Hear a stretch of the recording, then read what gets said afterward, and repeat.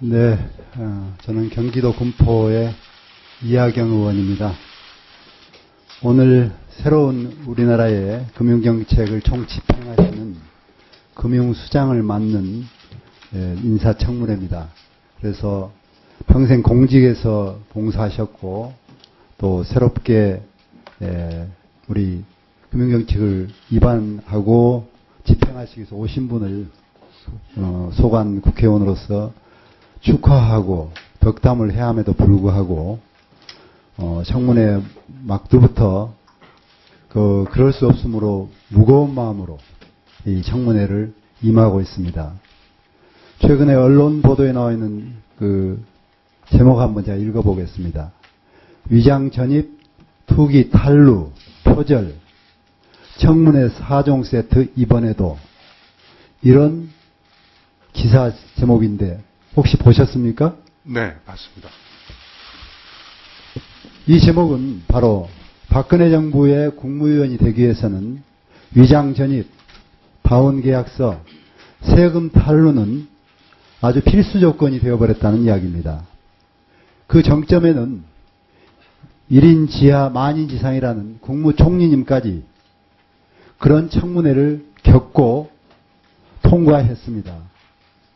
이것을 바라보는 국민의 마음이 어떨 것인지 참 착잡하기만 합니다. 만약에 정석대로 배우고 실천하는 청소년들이 이런 청문회를 진행했다면 어떤 결과가 나왔을지 궁금합니다. 아마 100% 전부 낱개점을 받았을 것입니다. 이런 분들이 우리 대한민국의 총리이고 장관 후보자들입니다. 후보자도 예외는 아닙니다.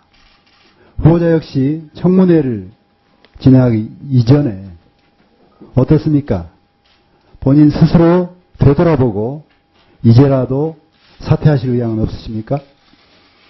네, 공직 생활을 하는 동안 철저히 자기 관리를 하고 그리고 공직자로서의 품위를 유지하기 위해서 노력을 해왔습니다만 의원님께서 지적하신 대로 부족한 점이 있었던 것이 사실입니다.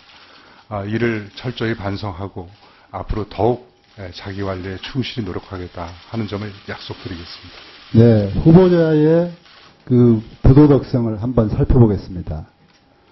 후보자는 지난 2004년 3월에 현재 거주 중인 여의도 광장 아파트를 매입하였습니다.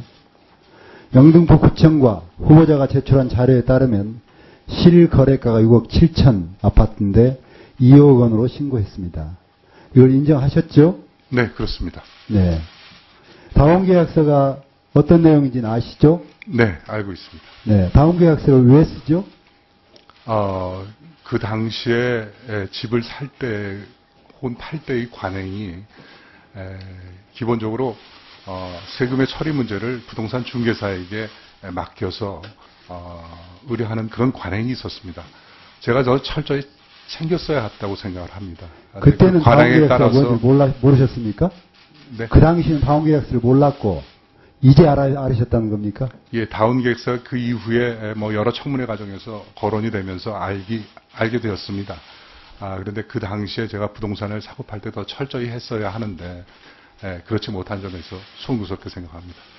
다운계약서 목적이 뭐죠? 세금을 적게 내기 위한 것이겠죠. 세금을 탈루하기 위해서 그런 거죠. 네.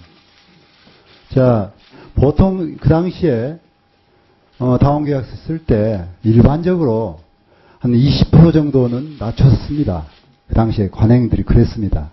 그래서 관행이니까 몰랐다고 하시고 지금 말씀하시는데, 근데 우리 후보자의 경우는 6억 7천을 2억으로 신고했어요.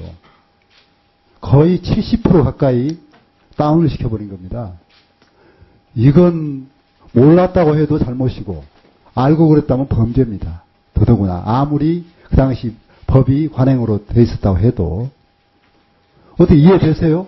어떻게 6억 7천 실가의 아파트를 2억으로 신고할 수 있다. 그리고 그거 가격 알았을 거 아닙니까? 나중에 계약서 보셨을 거 아닙니까? 계약서는 물론 제가 작성했으니까 계약서는 봤죠. 그런데 그 당시에 취득세나 등록세를 내는 그 처리에 있어서 통상은 부동산 공인중개사에게 맡겨서 나중에 세금고지서가 오면 그 세금을 납부하는 그런 관행이 있었습니다. 그걸 제가 철저히 챙겨봤어야 하는데 본인이 계약서를 그 도장을 찍었으니까 아신다고 했고 예, 그리고 계약서는 그러면 네. 다운 계약서와 실제 계약서가 있다는 것도 아셨을 테고 또 실제 6억 7천이 2억으로 줄었다는 것도 보셨을 거예요. 그러면 그 해도 너무한다는 생각을 안 하셨어요 그 당시에?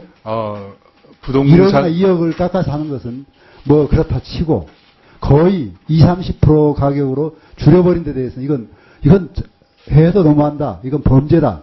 이런 느낌을 못 받으셨습니까? 제 불찰이었습니다. 송구스럽게 생각합니다. 다만 그렇게 부동산 중개사가 그 가격으로 신고하는지 제가 더 철저히 봤어야 하는데 제가 보지를 못했습니다.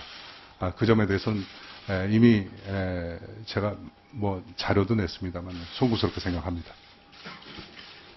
그 당시 2006년도에 부동산 실거래가 신고 의무제도가 도입되기 이전이었으므로 공인중개사가 관행으로 했던 것을 묵인했는데 실수했다. 지금 이렇게 답변하고 계십니다.